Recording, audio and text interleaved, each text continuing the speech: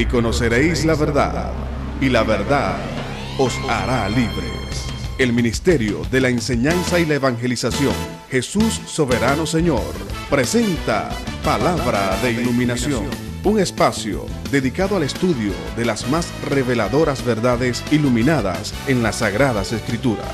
Recibamos al Maestro de la Palabra, José Briceño, en su espacio Palabra de Iluminación. Ok, bendiciones. Quiero darle en esta oportunidad una introducción a lo que se conoce como la escatología bíblica, rama de la teología. La verdad es que hay muy poco conocimiento en nuestras congregaciones, en gran porcentaje, acerca de lo que es la escatología bíblica, lo que son los eventos del porvenir. Voy a dar en esta oportunidad una introducción bajo este tema o bajo este tópico, desarrollar el tema. ¿Ok? Lo que es la introducción a la escatología bíblica. El libro de Apocalipsis, el capítulo 1, verso 1 al 3, dice, cito, revelación de Jesucristo. ¿De quién? De Jesucristo, que Dios le dio. ¿Quién le dio la revelación a Jesucristo? Se la dio Dios. Ok, miren, esto me llama la atención. La revelación de Jesucristo que Dios le dio para manifestar a su siervo. ¿A quién le va a manifestar? Juan. A Juan, a su siervo, las cosas que deben suceder pronto, y las declaró enviadas por medio de su ángel. Se cree que es Gabriel, que es el mensajero, a su siervo Juan. Dios le da la revelación a Jesús. Jesús le envía a través de un ángel que se cree que es Gabriel. Él se la da a Juan para que Juan le dé informaciones a la iglesia. ¿Cuál iglesia? ¿Había una iglesia en la isla de Pasmo? No, simplemente que Dios en la prognosis, en todo conocimiento, sabía todas estas cosas. Sabía que había un grupo acá en Punta Mata que debía conocer esto. Dios conoce estas cosas. Que ha dado testimonio de la palabra de Dios y del testimonio de Jesucristo y de todas las cosas que ha visto. Bienaventurado el que lee y los que oyen las palabras de esta profecía y guardan las cosas en ellas escritas, porque el tiempo que dice está cerca. ¿Cuánto tiempo qué tiempo te digo esto? Esto se dio hace 2000 años y el tiempo está cerca. Según él, el tiempo está cerca, pero ya hace 2000 años que se dijo esto. Pero como para Dios 1000 años un día y un día 1000 años, para Dios cuando dice que la cosa tan lejos y tan cerca, no sé qué tan lejos, Dios no tiene problema con eso. La escatología en algunos aspectos discute los eventos futuros que incurrirán al final de la historia de la humanidad. Los temas tratados bajo este estudio son el arrebatamiento de la iglesia, la segunda venida de Cristo, la gran apostasía, la gran tribulación, el anticristo y la persona del anticristo y todo lo relacionado a él, la resurrección de los muertos en sus tiempos diferentes, por ende, la doctrina de los juicios, los galardones, las bodas del Cordero, el reino milenial y la era nueva que ha de venir. Esto es lo que la escatología propiamente estudia, trata de indagar y estudiar la información que da las escrituras desde el punto de vista teológico en la rama de la escatología. Aunque han surgido diversas escuelas, oiga, no se le olvide lo que le enseñé en una ocasión.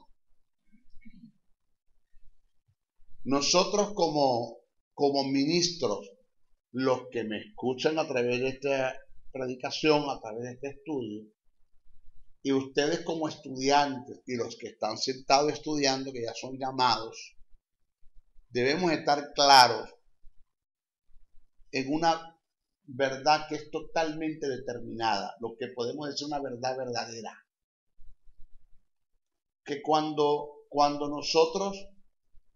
lo que está plasmado en las Escrituras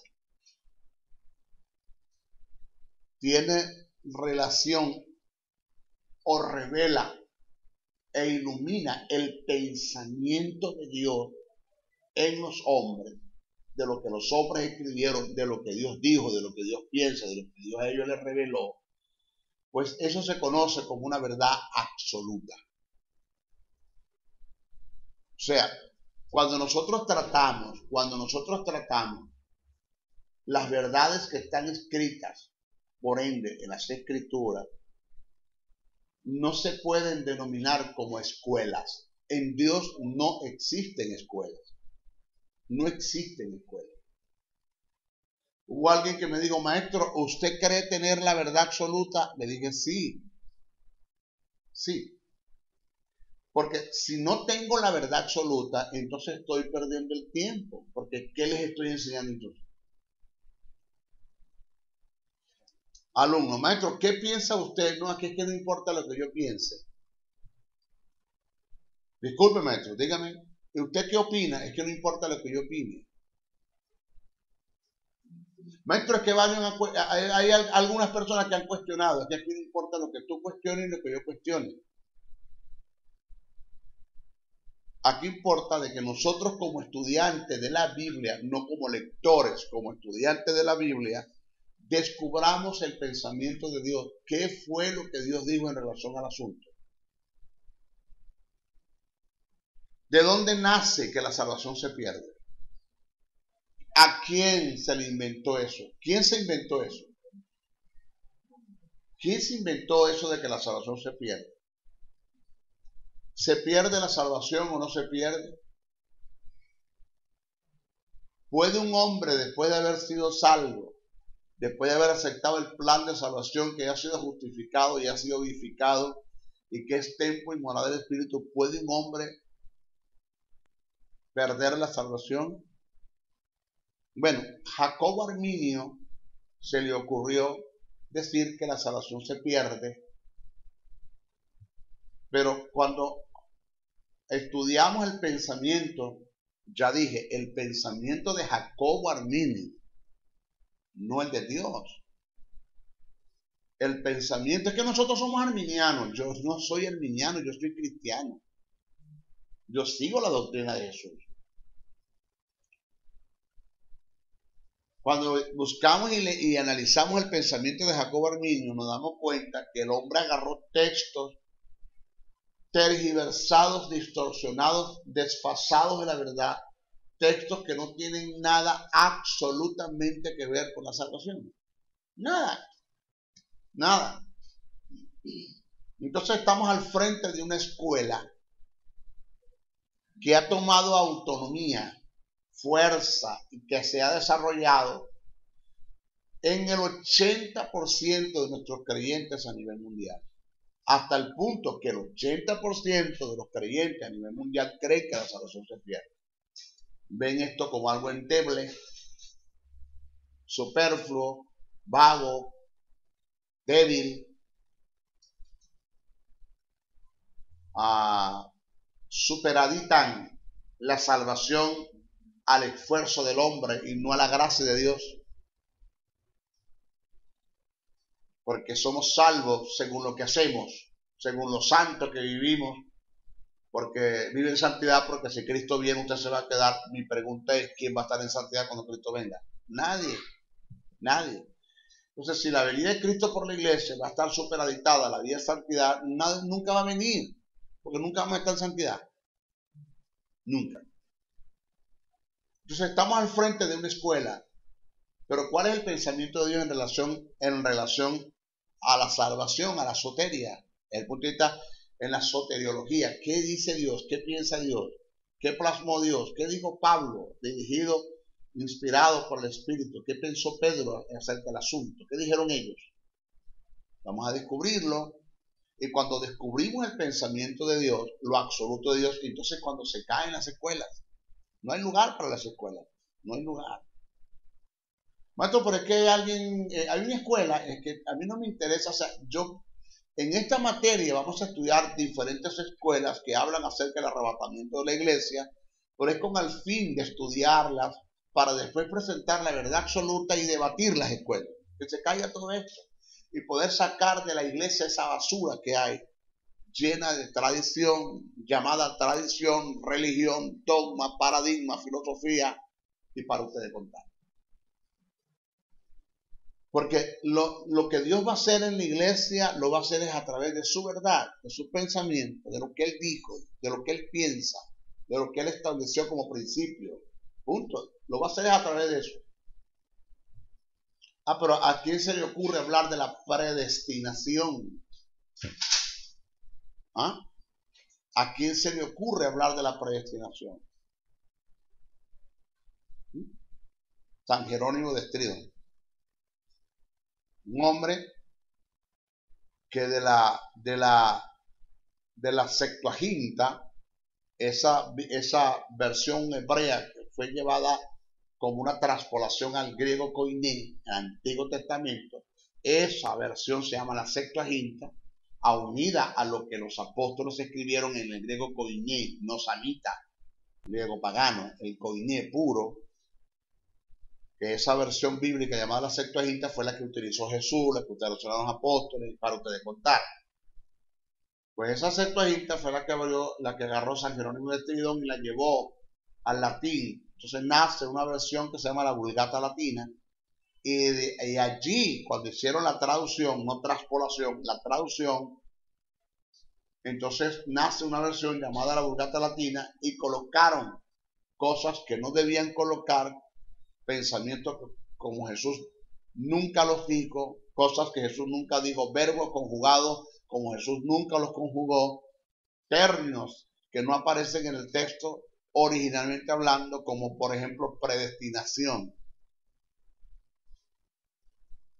El término predestinación no aparece en la Biblia. Pablo nunca habló de predestinación, ninguno de los apóstoles hablaron de predestinación. Entonces nos tocaría hacer hice un estudio, lo llevamos, lo tuvimos en la Universidad de Nueva Jersey, di un estudio, diserté, hice una exégesis acerca de lo que es prognosis, preexistencia y predestinación. Y expliqué lo que es la prognosis, lo que es la preexistencia y lo que es predestinación. Y nos fuimos al texto tal como está escrito en el original, en el griego koiné, como lo escribió Pablo, y resulta que Pablo no habla de predestinación. A quien se le ocurre eso es a San Jerónimo de Estridón, colocar eso de esa forma, oído, inspirado por la filosofía platónica, instado por San Agustín, en beneficio y en pro de la Iglesia Católica. Entonces nos dañaron. Entonces, eso está metido dentro de la iglesia como como tradición. Porque todo el mundo piensa así.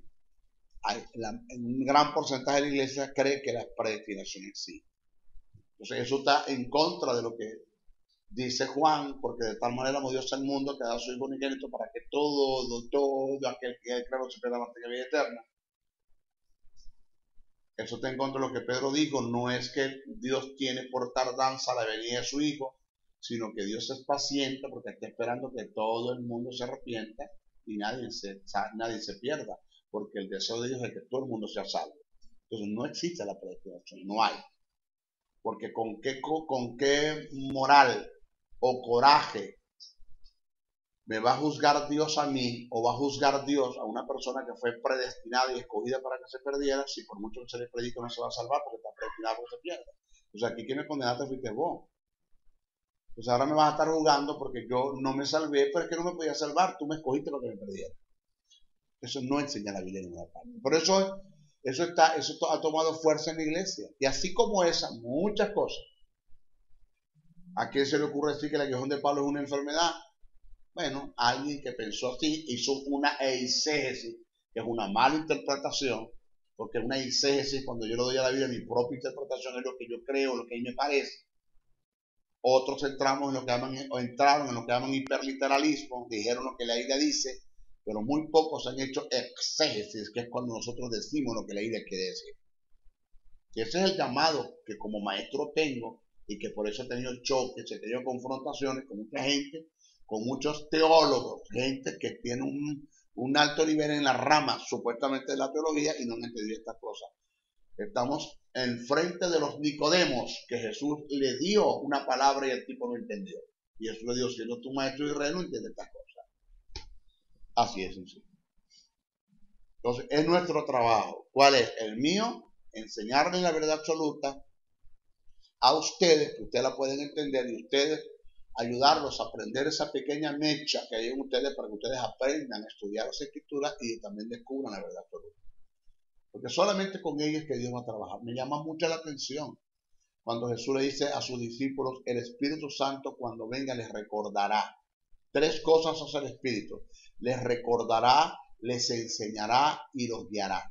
Una potencia que hay allí. Cuando me pongo a estudiar eso, me doy cuenta que cuando Jesús le dice a los discípulos, el Espíritu Santo les recordará, Pedro levanta la mano. ¿Qué nos va a recordar? Lo que les he enseñado en 3 años. El Espíritu Santo les enseñará. ¿Qué nos va a enseñar? Lo que no he podido enseñarles en 3 años. Y el Espíritu Santo los guiará. ¿Con qué nos va a guiar? Con lo que le enseñé en 3 años y con lo que le va a enseñar él, de lo que yo a ustedes no les he podido enseñar en 3 años. Eso lo hace el Espíritu con la iglesia. Pues tenemos una Iris, tenemos un Johnny, tenemos un Juan de los Palotes que está llena de tradición, de dogma y de religión y que jamás el Espíritu Santo puede guiarla. Esto es una vida de fracaso en fracaso, de lamento en lamento, de tragedia en tragedia, de enfermedad en enfermedad, de carga en carga, porque lamentándolo mucho el Espíritu Santo no la puede guiar con la tradición, con el dogma, con la religión, porque lo que hace verdad a la gente en la iglesia es la verdad, lo que hace libre a la gente en la iglesia es la verdad. Jesús dijo, conoceré la verdad y la verdad te hace libre. Entonces ahí usted puede ver la importancia de la escuela, de no abandonar esto, de mantenernos, y que cuando lo gradúe ustedes se vayan, pero ustedes siguen estudiando, no se quedan. Entonces, aunque han surgido diversas escuelas en relación al tema, por lógica, hay una que se sostiene y que registra la verdad absoluta de Dios en relación a su programa con miras al futuro. En este estudio que vamos a comenzar hoy, tomaremos en cuenta la hermenéutica como ciencia que nos presenta la herramienta y principios necesarios para determinar cuál es la escuela que se presentarán, cuál de todas esas escuelas que se presentan jamás se pueden sostener en un supuesto negado, que se sostengan, no se pueden sostener ninguna de ellas en el campo de la escatología y que vamos a derribarlas todas en el conocimiento de la verdad absoluta de Dios.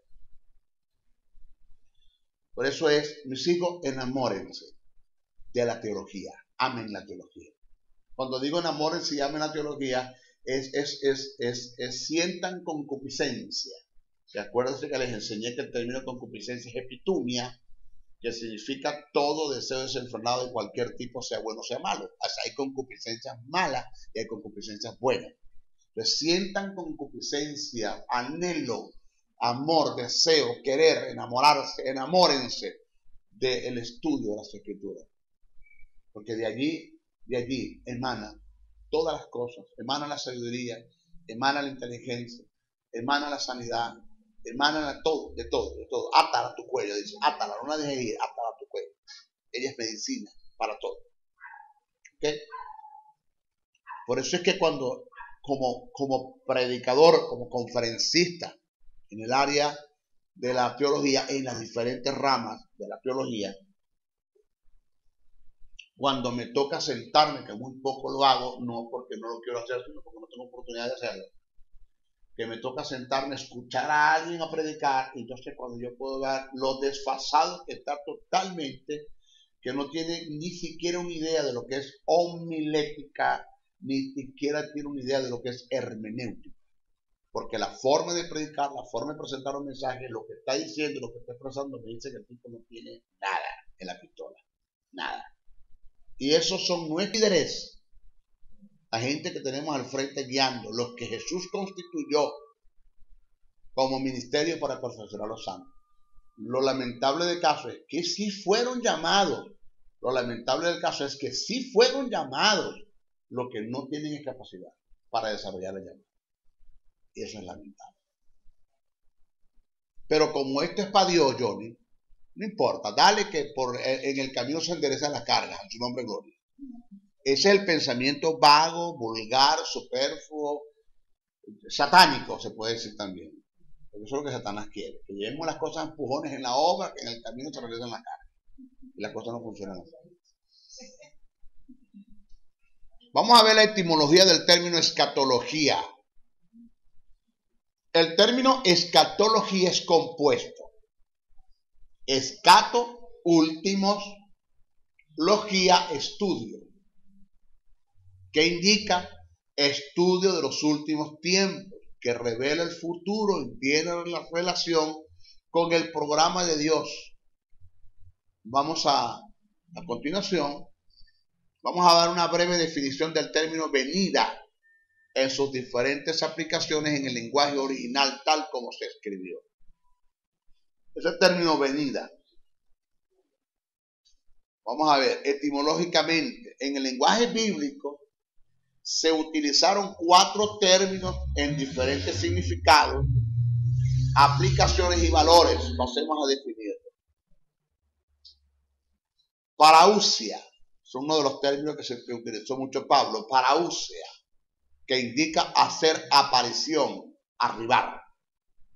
Ahí están los textos bíblicos, esto aparece en Mateo 24:3, primera carta a Corintios 15:20-23, primera Tesalonicenses 2:9, 3:13, 4:15, 5:1-2, 5:23, segunda Tesalonicenses 2:1, Santiago 5:7, primera de Juan 2:38. Tienes el término fanero, fanero. Claro, en nuestra Biblia, por decir algo, la Casidro de Reina y la Cipriano de Valera, pues aparece en todas partes, venida. Tendría usted que ir, por decirle algo, al interlineal griego de Francisco La Cueva, que es una versión muy buena, se la recomiendo, interlineal griego de Francisco La Cueva, que trae la Biblia escrita en griego y la trae en el español a la vez. Y allí es donde usted le va a decir el término venida, a qué venida, o cuál es el término que se está utilizando para referirse a tal venida. Aquí tenemos fanero, ser visto, brillar, aparecer. Ejemplo bíblico, Colosenses 3:4, primera carta que escribe Pedro 5:4, primera carta que escribe Juan 2:28, 3:2. Epifanea, un término compuesto, epi, traer, fanes, luz, por lo que indica traer a la luz, hacer brillar.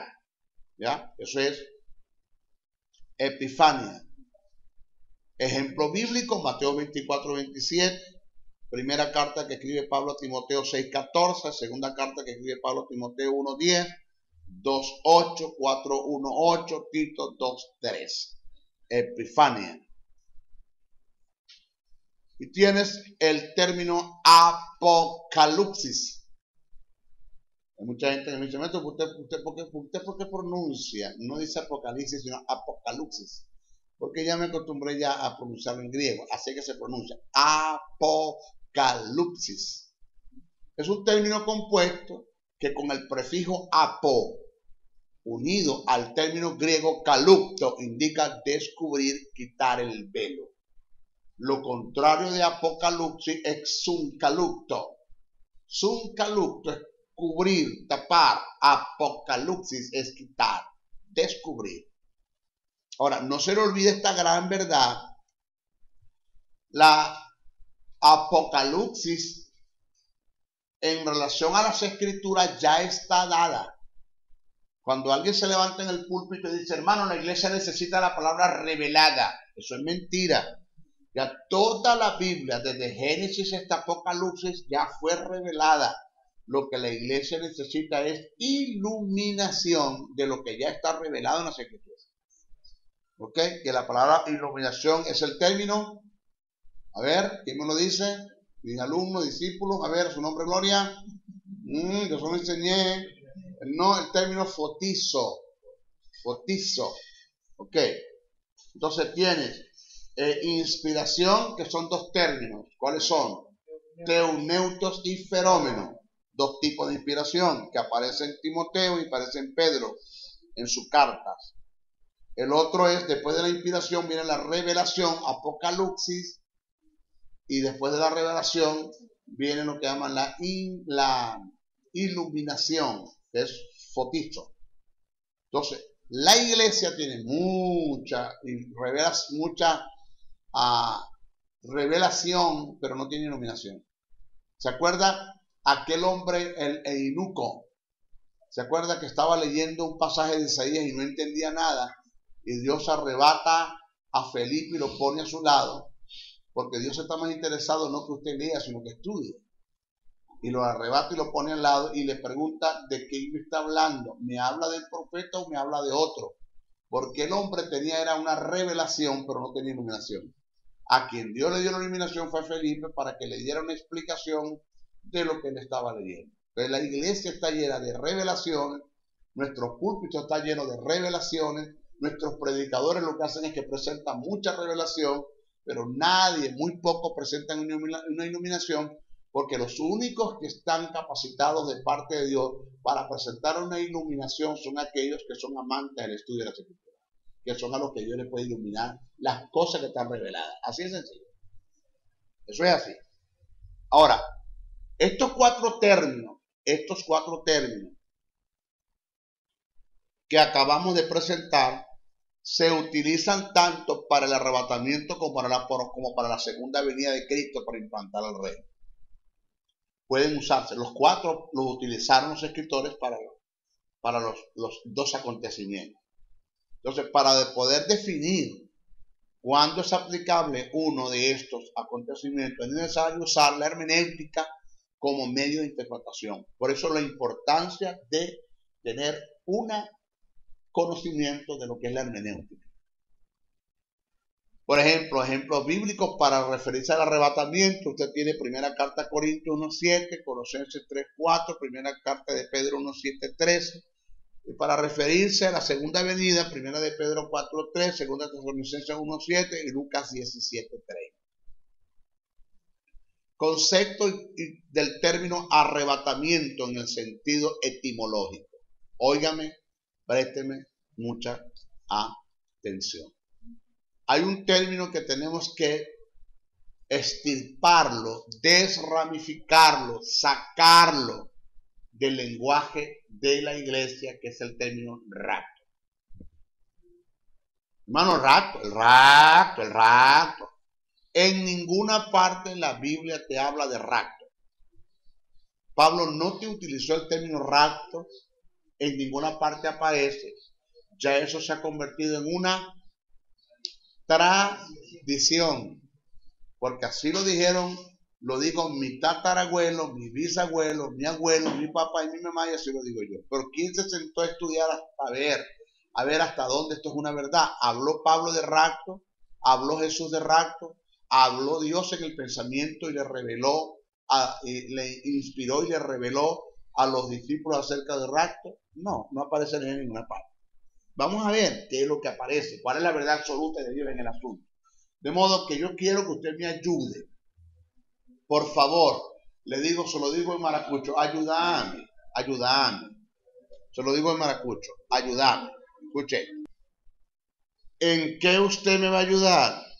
Que cuando usted oiga a alguien hablar de rapto, corríjalo. Bueno, disculpa, te tengo que corregir lo que estás exponiendo o de lo que usted está hablando. ¿Usted me permite que yo le corrija, por favor? Ajá. Pero para hacer una corrección, usted tiene que aprenderse el concepto, que es el problema de los cristianos, que no conocen, no saben, no se aprenden el concepto de las verdades en relación al reino para poder defenderlo. Por ejemplo, usted tiene que aprenderse el concepto de sunarpaso y de arpaso. ¿Qué es sunarpaso? ¿Qué es arpaso? Usted tiene que aprenderse el concepto, por decir algo, de prueba. Doquimazo y peirazo. ¿Qué es doquimazo y qué es un peirazo?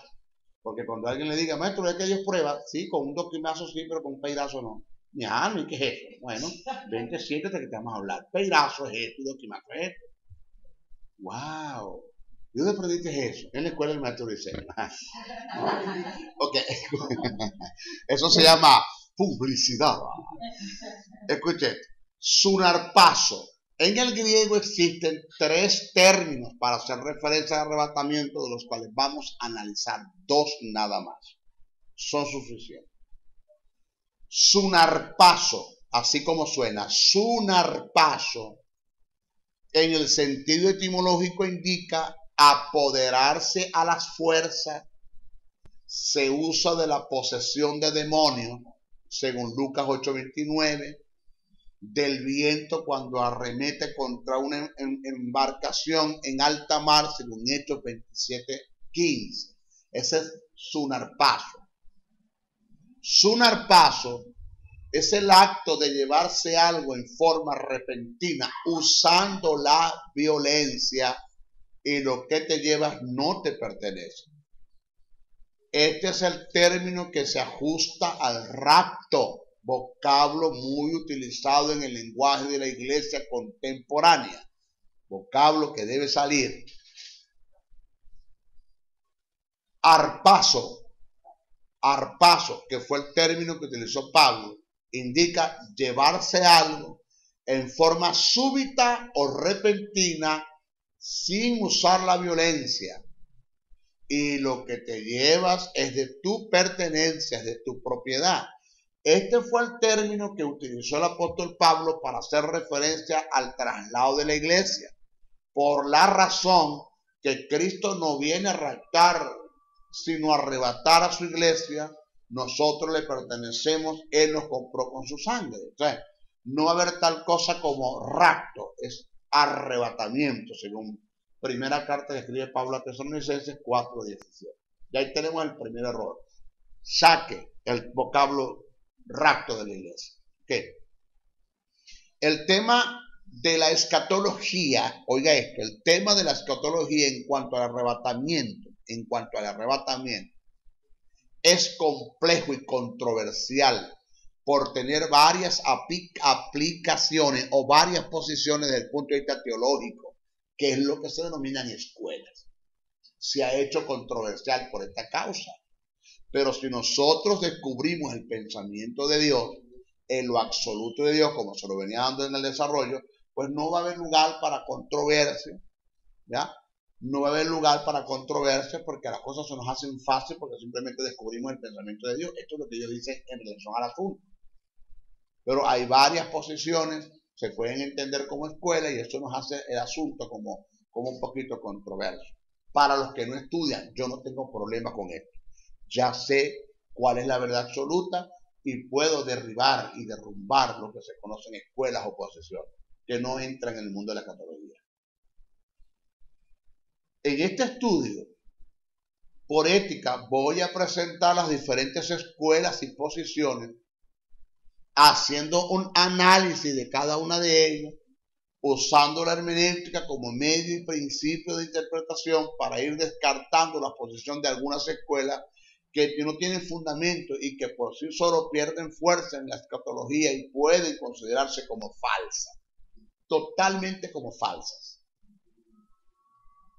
La posición más antigua con respecto a cuándo acontecerá el arrebatamiento de la iglesia es la post-tribucionalista. El hecho ha sido la única posición, de hecho ha sido la única posición de la iglesia cristiana por 19 de sus 20 siglos de historia, incluyendo los reformadores protestantes del siglo XVI. No fue sino hasta mediados del siglo XIX, después de 1830, en los comienzos del siglo XX, especialmente después de la Segunda Guerra Mundial, cuando se propagó la creencia muy popular entre algunos grupos protestantes que la iglesia no pasaría por la gran tribulación. Esto nos lleva a preguntarnos si la iglesia estuvo equivocada por tanto tiempo sobre un tema tan importante como este, o están equivocados los que han traído una nueva doctrina. El siguiente estudio es un desarrollo con el propósito de investigar cuidadosamente el texto bíblico con relación a la doctrina del arrebatamiento de la iglesia, mal y comúnmente referida como el rapto. Vamos a ver. Muchas se ha debatido en los últimos 100 años en cuanto a si este evento tan esperado acontecerá antes del período conocido como la Gran Tribulación. Este se conoce como pretribulación, o en medio de la Gran Tribulación, medio-tribulación, o al final de la tribulación, post-tribulación. En otro caso, también se ha debatido si el traslado de la iglesia se dará en forma parcial o si habrá o no habrá arrebatamiento. Por medio de este corto pero detallado y preciso estudio, buscaremos la verdad posesional, la verdad y la verdadera posición que registran las Escrituras acerca del traslado de la iglesia. Vamos a ver. ¿Va a ser la iglesia arrebatada antes de la tribulación? ¿Va a ser arrebatada en medio de la tribulación? ¿Va a ser arrebatada después de la tribulación? ¿Va a ser la iglesia trasladada en forma parcial? ¿Habrá un grupo que se va y un grupo que se queda cuando Cristo venga? No hay tribulación, no hay arrebatamiento de la iglesia, que es lo que llaman el Kingdom Now, reino ahora. Es una doctrina, una escuela que está surgiendo y está tomando fuerza en nuestras iglesias, el Kingdom Now. Ya no hay arrebatamiento de la iglesia. Vamos a ver, porque según ellos la iglesia es la antesala del reino. La iglesia fue llamada a tomar todos los poderes gubernamentales, dígase alcaldías, dígase gobernaciones, dígase presidencia, tomar todos los poderes gubernamentales para cuando Cristo venga ya tenga una antesala preparada y el Cristo establezca su reino, porque la iglesia tiene todo preparado. Cristo aquí está el trono, tenemos todo preparado. Ese es el Kingdom Now. Vamos a ver hasta dónde eso es una verdad. Eso es una basura entre la iglesia. Lo lamentable del caso es que hay cristianos que creen eso todavía, lo creen. Lo cierto del caso es que el arrebatamiento de la iglesia perdió fuerza,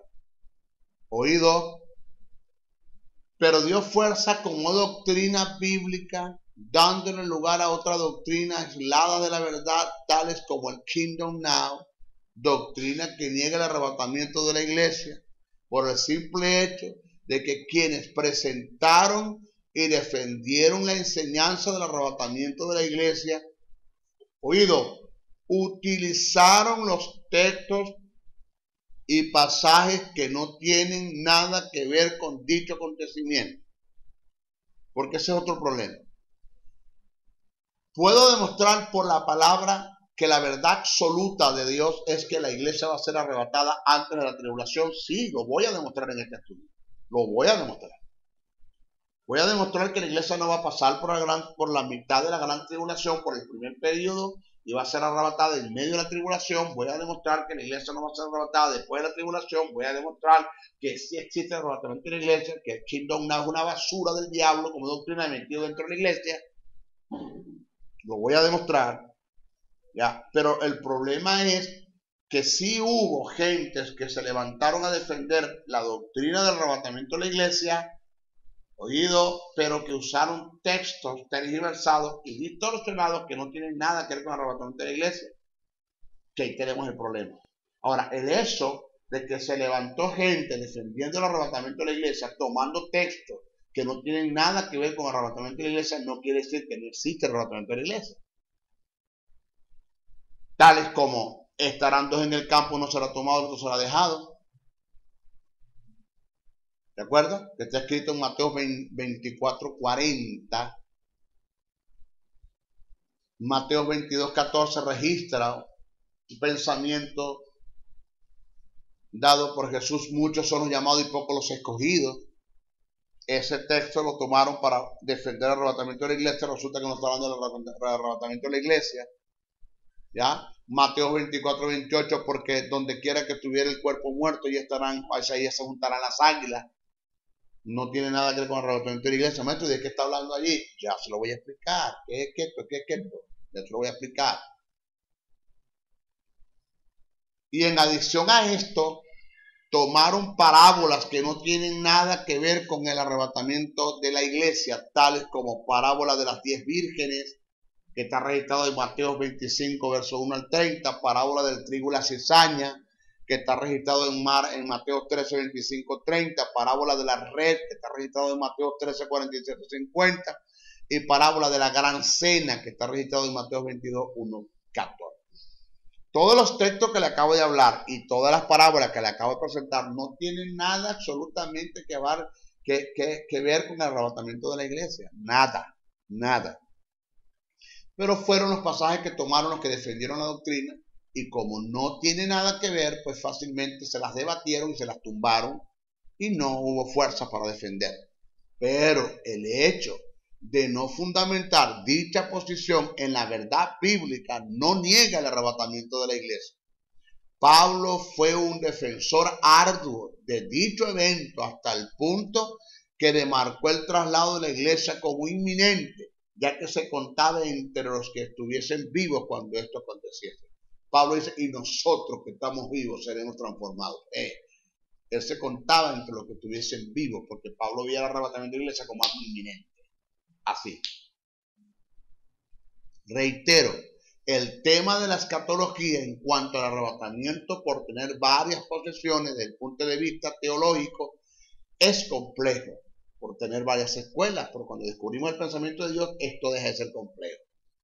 Vamos a presentar las diferentes escuelas y posiciones, haciendo un análisis de cada una de ellas, usando la hermenéutica como medio y principio de interpretación para ir descartando la posición de algunas escuelas que no tienen fundamento y que por sí solo pierden fuerza en la escatología y se pueden considerar como falsas. ¿Ok? Eso lo hacemos en nuestro próximo estudio. Bendiciones, bendiciones, bendiciones.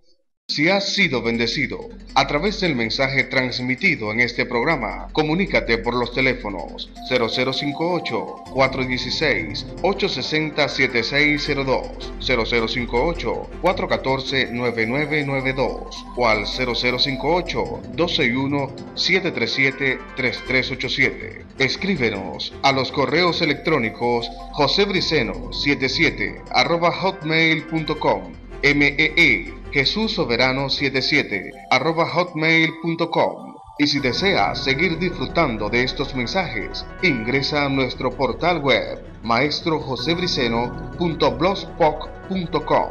Suscríbete a nuestro canal en YouTube o visítanos en Facebook. Será hasta una nueva oportunidad en su programa Palabra de Iluminación.